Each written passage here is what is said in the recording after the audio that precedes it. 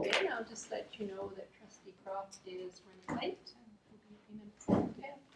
The normal chair of the meeting has asked me to help him today because he's recovering. Okay, so looking at the agenda, there is one item on 6.1, school plan for Chemainus Elementary School, and the principal is unable to come today, so we will reschedule that hopefully for the next meeting. So at that point, a motion to adopt the agenda, please. Moved by Trustee Gold, seconded by Trustee Groot. All those in favor? Motion carries. Moving to minutes of April 29th, 2019, Special Board Education and Business Committee meeting. Is there a mover to adopt the minutes? Moved by Trustee Dolan, seconded by Trustee Pepper. All those in favor? Motion carries. Moving to minutes of May 28th, 2019, Board Education and Business Committee meeting. Motion to adopt the minutes. Moved by Trustee Hutchins, seconded by Trustee Pepper. In favor, motion carries. Moving to action list for point 1 on page 10. It looks like it's a small action list. Is there anything that staff wishes to tell us about? Mr. Sands? Just that the weather hasn't cooperated well for the painting of the rainbow crosswalks, so the progress hasn't been as we would have expected in the early part of September. We're hoping that a little bit of improvement in the forecast, you might be able to get to a couple before things really turn for the winter. Yes. Okay, that sounds good. Any questions of staff? Okay, moving to item 6, education, and our first delegation presentation is Big Brother Elementary School. And Karen Peterson is here. Did you want to introduce Superintendent, or no? Just come on up, I guess. Oh, and Rhonda's here. Okay. Thank you, Ixwell. Good afternoon. Bonjour, everyone. Thank you for inviting us to present to you today, and thank you to the Board of Trustees for your support of all of our kids in schools and staff and everybody that works in our schools. It is much appreciated. Thanks to people who have come before me and talked a lot about storytelling. So one of them is Mike, but there have been others who have sat around this table and talked about the narrative that we have about our schools and how we tell our stories in our community with our parents, with our students, and with our staff. So I think that is a great theme that runs through our district. So the story at Drinkwater aligns very much with the story of this district, of the 4 kind of themes that we are focusing on in the district: mental health, Indigenous education, curriculum, and inclusion.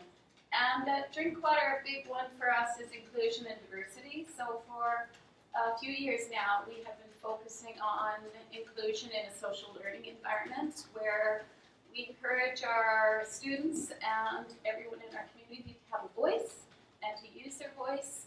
And voices sometimes come in different ways: quiet and small and loud and in different languages. And so we have a diverse population that we seek to support and work with our kids to be successful and to have a voice with each other and with adults. So this is not really our whole student school plan, but it's a snippet. It's a portion, because this was a bit of a journey that we have taken in the last couple of years. So Rhonda is techie. Yay! And so she has taken all of our words and our ideas and created a story. So today we are going to give you a visual representation of a journey that we are on as a school. And I thank Rhonda and all the different voices that were heard. That's right. So thank you, Rhonda.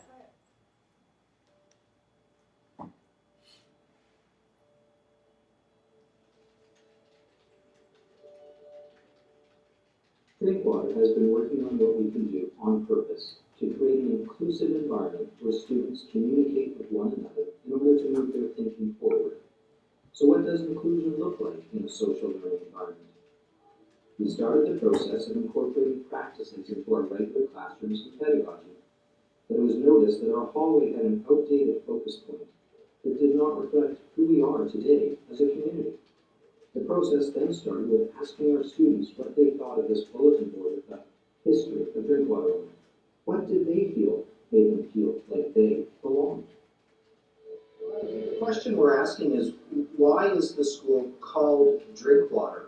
Because since someone was named Duncan, so we named the city Duncan. I think that someone was named Drinkwater and then we named the school Drinkwater after them. In fact, our school is named after Mr. Drinkwater, William Drinkwater, from the 1800s to early 1900s. And that board that's in the hallway, well, it gives us lots of information about his history and his settling in this area and farming it. Is there anyone here that does not want to belong with their community?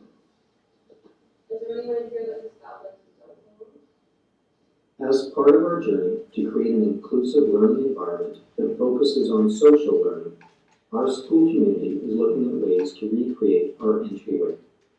We are gathering input from staff, students, and families. We would like to focus on First Peoples principles of learning, specifically focusing on the principle that learning is embedded in memory, history, and story, and that learning requires exploration of one's identity. We began to ask the questions, who are we as a community? What is special about this place, this neighborhood, this school? What visuals, what pictures, what words would you like to see reflect who we are as Drinkwater and as a diverse community? How can we make newcomers feel welcome and included? What would you like to see? As you enter Drinkwater's front doors, what would make you feel welcome and included?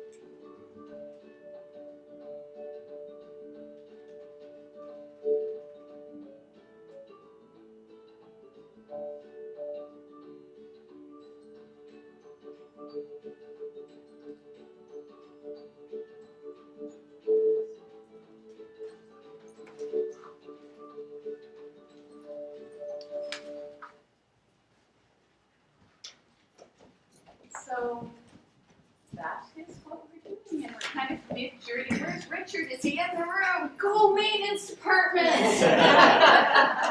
We've had great conversations with Richard's staff just about, we have kind of an interesting entrance way in, so we surveyed all the people in our community and we really want to move forward with making some changes. So those are some ideas that we would like to do with the support of our maintenance department. So thank you very much. Thank you. And Rhonda, did you want to say something? Nope, I don't. My video said it all. Well, and very well done as well. Any questions or comments from trustees? Trustee Thorne? Just one little thing. I love what I saw. I love respecting the term of the Hormel people. I'm missing the word meeting. Okay, thank you. Anything further from trustees? Well, thank you so much for coming and for sharing with us. We obviously can see that you're on a path to one of our main goals in our strategic plan, and that you have strategies, including the facilities and maintenance department, that should help you along. So thank you very much for your presentation.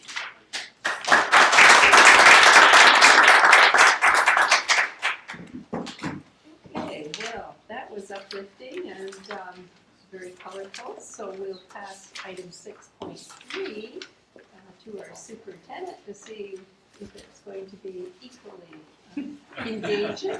The administrative procedures update. Even the name is a challenge. Okay. Well, what you'll find attached into your agenda would be a number of APs that we have looked at to determine whether they need to be revised and or whether they need to stay as is. So you will you can take note on page 11 in your agenda. There is an overview of each AP in terms of any changes that might have been made in each one of them. So for an example, with regard to AP 140, Digital Citizenship, it was a new AP, and you can see by the two bullets of some of the additions that were put into that particular AP. We also have AP 145, it's a new AP as well, and it's the use of personal digital devices. The third one that's also new would be AP 146, which is responsible use of electronic social media. And there's about 4 large points that we've made some changes with regard to our district and our administrative procedures there. And then you can see that AP 172, workplace bullying harassment, no changes are required at this time. The same for AP 180, protection of and access to personal information of an employee. And then on the second page, on page 12, 2 more as well were reviewed. These are reviewed annually, and again, no changes related to the administration of medication to students at school and purchasing and tendering. Now, the biggest one are applicable to the new APs that were developed, all related to really the use of social media and electronic and personal devices. And I think that I would like to make a comment that these particular APs would be probably across our province just due to the rise of the use of social media use, that we all need to have APs and procedures that allow us to work together, create some standards, and create some expectations overall, which is very supportive of the user, as well as some of the maybe good intentions that sometimes need to be provided some guidance and some monitoring. So do I have any questions on any of our new APs or any of those that were reviewed? Trustee Hutchins? I was actually surprised how detailed they are. Incredibly detailed, so thank you. I just say I'm delighted to see that those policies have been created, particularly around the personal digital devices for students. Our administrators teachers having difficulty with controlling the use of PDDs in scheduled instructional time? I would think that would be a challenge. I'm certain that there's probably a bit of a challenge around it, but I think that for some teachers they would be using it as a tool to be part of their plan within their classroom. But I think that with regard to that one, that will be a bit of a challenge in terms of how do you move that forward, how do you work with your parents, the students to make it most workable, because I think part of it is around the whole social responsibility and them recognizing that as a learner and as a learner who's engaged in learning, that the use of that tool certainly needs to be for the learning aspect during the day, but it certainly probably does provide some challenges for some of our teachers. Thank you. Trustee Campbell? I was just curious, so these are done, they rolled out then to all staff? Is the one in particular, the appropriate use of electronic social media, there's a lot there that pertains to staff that they may or may not, I mean, I think they're great, I think it was all great, but not friending your students, and that anything you post on social media, if it's not appropriate or it can hurt you professionally, is a problem, even though it might be your own personal, it is your own personal page. I just would be concerned that everybody, that we know that everybody sees it, that it's it's not a surprise to people.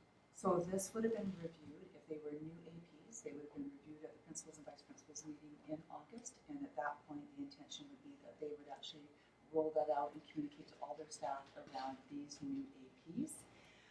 Saying that too, I think Trustee Kummer, we would want to ensure that we support teachers around some of these new APs, provide some guidance at times, because I think that these probably have become about as a result of maybe some practices that wouldn't have provided a bit of a safety net for teachers as well as for students. Trustee Crowe? Just really just a comment that it's two things. One, it's nice to see that instead of minimizing or tossing out the use of personal technology, that we have policies to help kids be good digital citizens and use them wisely rather than just not use them at all. I just think that's definitely, we're going in the right direction, and the combination of scope and detail is super impressive. Thank you very much. Thank you for sharing this with us. We've always been wondering about the social media piece, so this is really great work. Thank you. Any comment? Just my last comment, I would have to say that Glenn Posey, our district principal, certainly took the lead role related to this work, and so I would like to, just extend that appreciation to him for helping to lead the team around these particular APs. Please pass on the thanks. So moving to item 7, business and operations, over to Mr. Sanchez. Thanks. Yes. Transportation, there's a briefing note in your package on page 41. The briefing note is in regards to the capacity of our transportation system and the ability to continue some of our routes, which we consider to be courtesy routes. So they are for students that currently reside within the walk limits of their respective schools.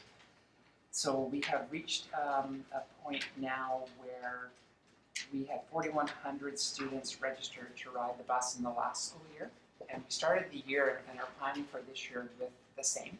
So through policy and admin procedures, parents are expected to register their students in May so that we can plan. However, in September, we received another 350 student rider registrations. And so that exceeds the population growth, so it's just actually an increase of demand on the transportation system. And what that's done is it's overwhelmed the busing system to the point that we need to consider the removal of 4 routes that are currently for students that reside within their walk limits, within their catchment. So in the case of elementary, there's one elementary school where we are transporting 13 registered students, of which about 7 ride each day, which is 1.5 kilometers from that school, and our policy establishes the walk limit at 2 kilometers. And there are 3 secondary school routes, which total the balance of the students, a total of 91 students affected, that fall within the 3.5 kilometer walk limit. So without making these changes, we're unable to provide services within our existing transportation fleet for students that are within policy and are entitled to rides. So we have not communicated this to parents as of yet. The intent would be to inform them shortly. We have communications ready with an implementation date of October 15th. Thank you. Questions? Trustee Paul? Will this mean that any of these students, in particular the elementary students, will have to cross any highways or particularly busy roads? Mr. Sanchez? There are crosswalks available. It's not a highway. So certainly we did have the transportation supervisor go out and assess the route and the walk area, and there's a large shoulder on the road, as well as multiple crosswalks for crossing in the case of the elementary school. Further questions? So I know that other trustees would think like I do, that we don't want to limit any access of our students to schools. And so I'm kind of wondering, is there an appeal process if a particular parent objects, or some sort of process that they can provide us input around their student? We would be aligning with board policy, but if there were significant safety concerns from a parent, I believe they would have the right to inform us of those. And I don't think we have an official appeal process within our transportation practices currently. But safety of a student is one of the school active appeal. I wasn't thinking about the official appeal process. I was thinking a parent who became very concerned around this issue. Do we have a way of, at least for them to receive a conversation about their concern, so that you can think about it? Because to me, this is a really short timeline of October 15th. If you are going along happily thinking your child's catching a bus and going to school, and then suddenly after that time, you get this letter saying, whammo, it's over.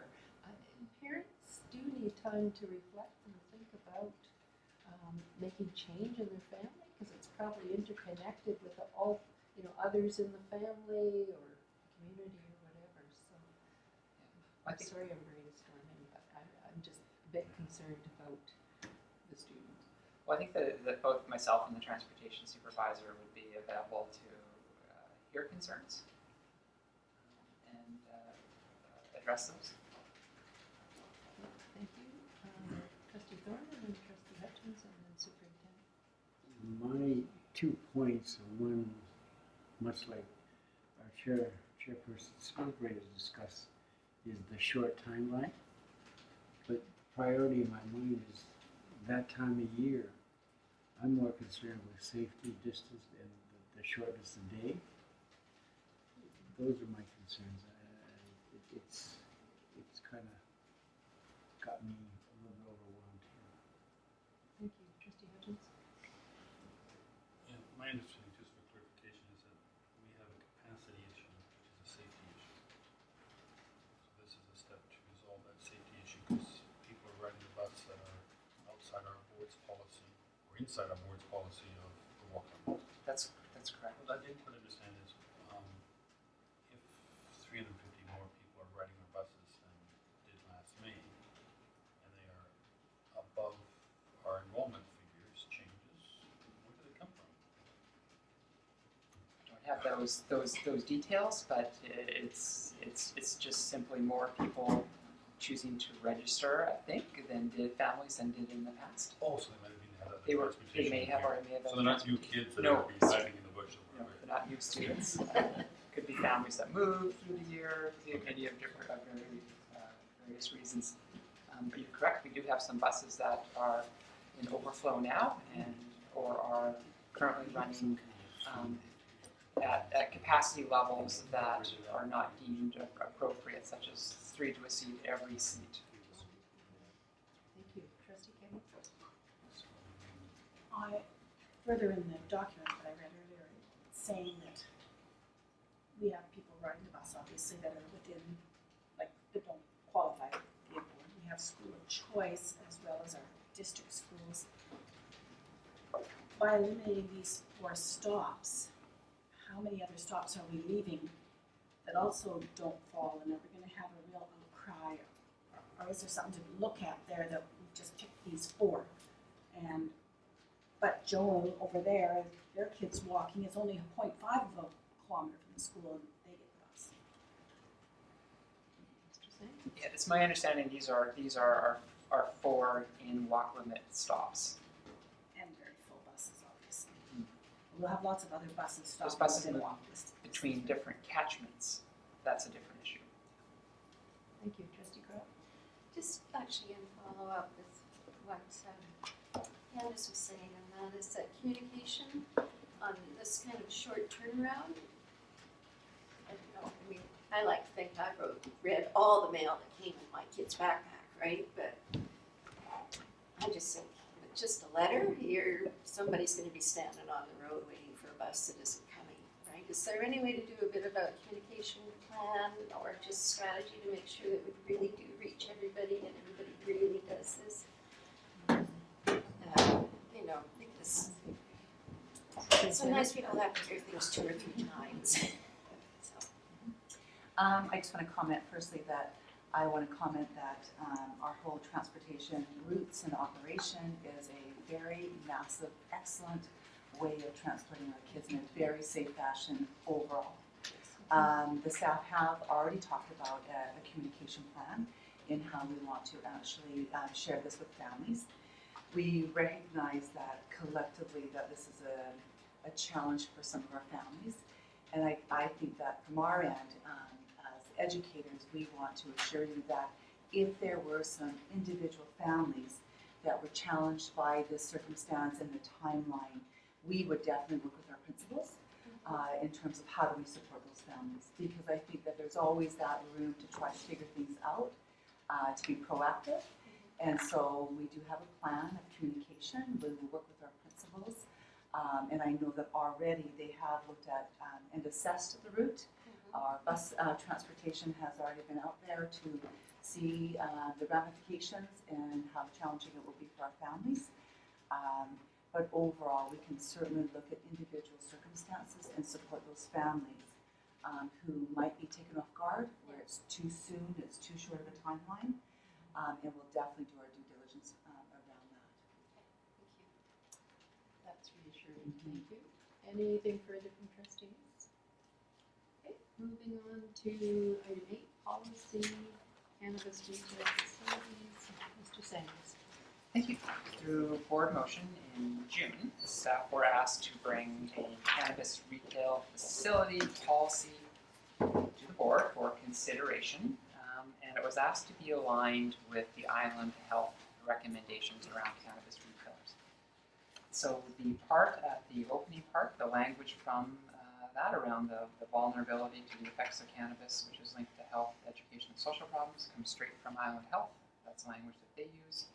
Same as the balance of that paragraph, which talks about the way that cannabis can change the way that the brain grows and develop up until at least the age of 25. So taking that straight out of the Island Health recommendations. And then specifically, in the absence of a natural barrier, highway, or river, the board will file objection to any site-specific zoning within 300 meters of schools and review any applications within 300 to 600 meters from a school site. So it's here for the EBC's review and to determine whether it's suitable for recommendation to the board or whether further advice is required on the policy. Trustee Clark? I'd like to skip the absence of natural barriers and maybe just go with the board will file objection to any site-specific, yada yada. I just think that would spare us any conversation about whether barriers are significant or not. Just let's talk about the distance. Is that a motion? Yes, please, it is. Moved by trustee Crop for an amendment. Is there a seconder? I'll second it for discussion purposes. Seconded by trustee Hutchins. Open for debate. Trustee Hutchins? Perhaps staff, who I thought wrote an excellent policy, so succinct and perfect. Anyway, why did you actually put the natural barrier? Why not just leave it at 300 meters? Did that come from somewhere else? It's from Island Health. Sorry. Trustee Crop? But I don't believe it's in the municipal guidelines. The municipal guidelines are just 300 meters. Further conversation on the amendment, which is to take out the first piece of the specifically policy. Okay, then we'll call the question. So, those in favor of the amendment? Those opposed? And trustee Thorne, you get to break the. I'm just debating the whole cannabis thing and you know, being an ex-military man and seeing what happened to a lot of the guys who used to do that stuff, how it affected them physically and mentally and slowing them down. To me, I'd rather not see any within any school area because they're kids and they're vulnerable and they're susceptible to temptation. So that's why I didn't vote either way because I'm ignorant to the fact that I don't believe in that stuff. I don't like it around our schools. We talked about this 2 years ago. Okay, can I just interrupt and just say, we're just dealing with, in the absence of a natural barrier, highway, river. That's the only thing we're voting on. If we write this policy, would you like to see that in it or not in it? See if go off period. So you're voting for it? Okay, yeah. Okay, so the motion is passed. So we now have the second part of the motion. I just have a question, and that is, the policy is written as if we automatically would get a review of any applications, when in fact, it's up to the municipality to ask us for that review. So I'm just wondering if we request that we review, or we're just gonna stick with we review it, even though we don't know if we can, because it'll be up to them to ask us or not. Mr. Samuels, would you like to comment on that? Again, straight out of the Allied Health recommendation, which is and review any applications. So I think we would provide this policy to the local governments, and by providing that, we would be saying that we would request, the board would be requesting the right to review all between 300 and 600 because it's in your policy. Okay, we will assume then They will that provide they will provide it for us to review. And can I just ask one other thing then? Who were these recommendations made to? And health to whom? Was it made to municipalities, or was it? It was made to municipalities. It was the Allied Health recommendations to municipalities when they were considering zoning. Okay. Super. Yes, could I add that when we did a review of other school districts across the island, we gathered this information, and for many of them, they thought that this policy was a good one to have, and so that was a little bit of research that we had done in advance. Okay, any further questions? Trustee Hutchins? I'd like to move that the recommendation as amended would be Cannabis retail facilities policy? referred to the board, next board meeting for adoption. Or To next board meeting for adoption. recommend approval to the Yes, board? thanks. for the So we're next done. meeting. Okay, moved by trustee Hutchins, seconded by trustee Crop. All those in favor? Motion carries. All right, moving back to the 9 committees, and we have the summary of our September 17, 2019 advisory committee meeting. And trustee Crop, do you wish to give us any highlights? I would love to share some highlights. It was nice to gather again after summer. We saw a couple of new faces, in particular Brent Ranger, new principal of Discovery. We welcomed back Charlie Coleman, and we met Richard, our new head of operations. We did the usual check-in, but a couple of highlights. This is an advisory committee, so it is to advise the board. So we have asked for future input on paths for the school board to truth and reconciliation. And in asking that, we shared a great deal of information and from the commission itself, from the ministry and so forth. And this was pretty well received by the committee, and now truth and reconciliation is a standing item on the advisory committee agenda. So we look forward to more conversations. We are also undertaking a district strategic planning process throughout the 2019-2020 year, and our superintendent went over that process and the stages and the opportunities for input and influence. And it was a very good meeting. We adjourned at 5:10. Thank you, trustee Crowe. Any comments or questions? Okay, moving to the last item, adjournment. Motion to adjourn, please. Moved by trustee Hutchins, seconded by trustee DeGroot. All those in favor? Motion carries. Thank you all.